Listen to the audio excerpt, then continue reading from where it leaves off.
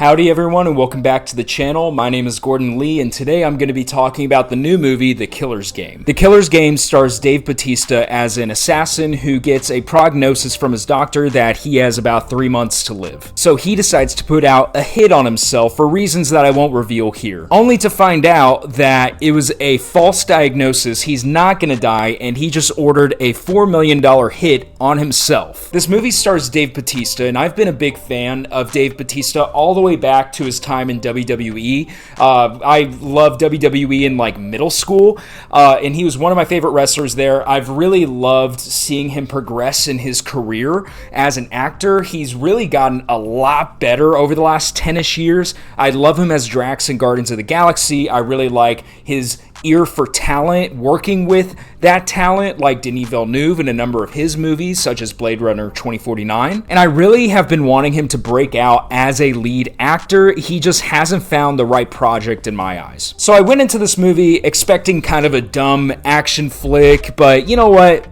We all love dumb action movies, and as long as it's done well and it has a compelling story with a protagonist that I like, then that's all that I'm looking for. I don't need it to be Shakespeare. So while I got that dumb action movie, it wasn't necessarily for the right reasons. This dumb action movie comes with a really awkward script, awkward editing, and overall, it just isn't very good. So I'll go ahead and kick this off with one of the worst things about this movie, and that is the editing. The editing is extremely awkward throughout the movie. There are shots that linger for longer than they need to. They had an idea here with how to introduce assassins coming after Dave Bautista's character, which I've seen movies done well before, but for some reason in this film, it just feels like it completely halts the plot. And plus, I mean, this is a light spoiler, but these people aren't even around long enough to really justify their intro. A lot of times their intro was actually longer than the amount of time that they're in the movie. So to have a film just stop in its tracks to introduce these characters that we're not going to spend a lot of time with and just serve as, I guess, ways to show that Bautista is the best assassin in the world doesn't make a whole lot of sense to me. And then the script just constantly stops in its tracks. I understand in an action movie, you need to have a bit of a breather moment after big time action sequences, but for some reason in this movie, I don't know if it's the score, how they use these, I guess, beats for the audience to take a breather, but everything about it just comes across as bland and awkward whenever they just decide, okay, this is the action scene, now we're taking a break. Except those breaks, it just completely halts the film. For whatever reason, it just didn't work for me. Now, I gotta give the movie this. Some of the fight scenes are actually creative and a lot of fun. Specifically, there's one in an apartment. I guess it's sort of the first big fight scene of the movie, about like 45 minutes into the film. But that one was a lot of fun. There was another fun one involving motorcycles. Again, whenever this movie wants to be a dumb action movie, it is fun, except just everything beyond that doesn't really work. Also, this is a bit of a nitpick, but the blood in it it looks a little bit too not real. Like, I understand there's going to be a lot of blood in a movie like this, but I don't remember the last time I've seen an action movie where the blood, you could just absolutely tell that they, CGI'd it in. It just didn't come across as very believable to me. There is one legitimately funny scene involving a priest in a church with Dave Bautista's character that made me bust out laughing. That one, if the movie had kept that tone, that comedic timing the entire time, this would be a very different review. That one had actual great editing, great comedic timing, funny performance by Dave Bautista and whoever it is that played the priest.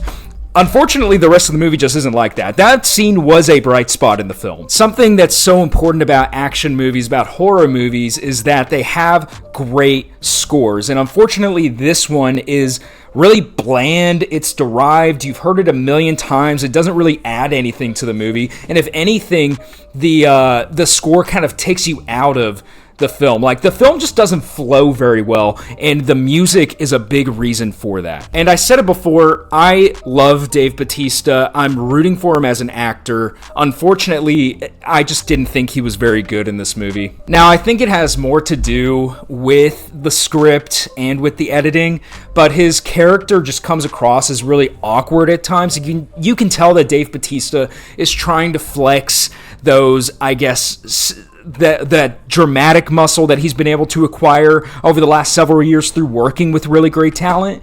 But the movie doesn't really call for that, so it comes across as a difference in tone a lot of times. Like, on one hand, the movie wants to be a funny action flick. On the other hand, you have Dave Bautista dealing with very serious problems, but the movie doesn't seem like it's really taking any of that seriously. So Dave Bautista's performance, therefore, doesn't really fit with the movie that they're trying to make. And like I said, I think he has what it takes to be a big action star, but this is not the vehicle for him. I also am a big Brooklyn Nine-Nine fan, so I wanted to like Terry Crews in this movie, but unfortunately, I think he was just kind of miscast.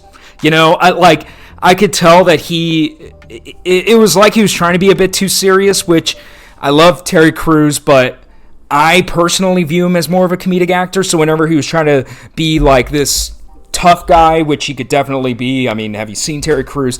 But whenever he was trying to be this big tough guy, I was waiting for him to tell a joke the whole time. So for me personally, his performance didn't really work. I think that's more of a miscast versus him. I didn't think he did bad. I just think maybe he wasn't right for the role. I gotta say again, this movie, the script needed so much more work.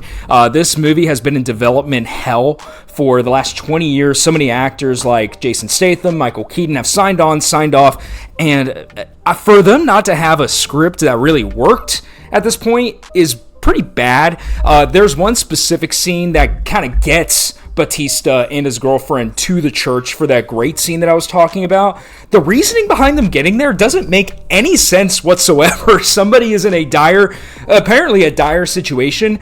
So what do? We get off of the main road and take them to a remote location where I guess they're just gonna bleed out. Like, I don't know what the plan is there, and then everything's fine. 2 minutes later, it just made no sense. The script needed more work. At the end of the day, this movie just didn't flow very well, which is a fault of the score, the editing, the writing, and unfortunately the direction. The director of this movie, it was a second feature. I didn't watch his first one. I think it's like Day Trip, or it's like a vampire movie on Netflix starring Jamie Foxx that I didn't watch, but I do know that he has a background in stunt work, so I would hope that this movie had great stunt work. Like I said, a couple of the action scenes were a lot of fun, and it was the movie that I wanted to watch, but the rest of the movie, it just suffered from a lack of flow, I felt like, and a lot of the components were just awkward and didn't work well together. Okay, the name for this next segment is going to be a work in progress, but it's something new that I want to try. For now, I'm going to call it the jerk meter.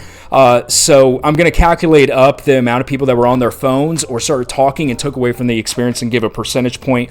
Overall, there were 12 people in the theater, I believe, somewhere around there. One person got on their phone. It was the person right next to me.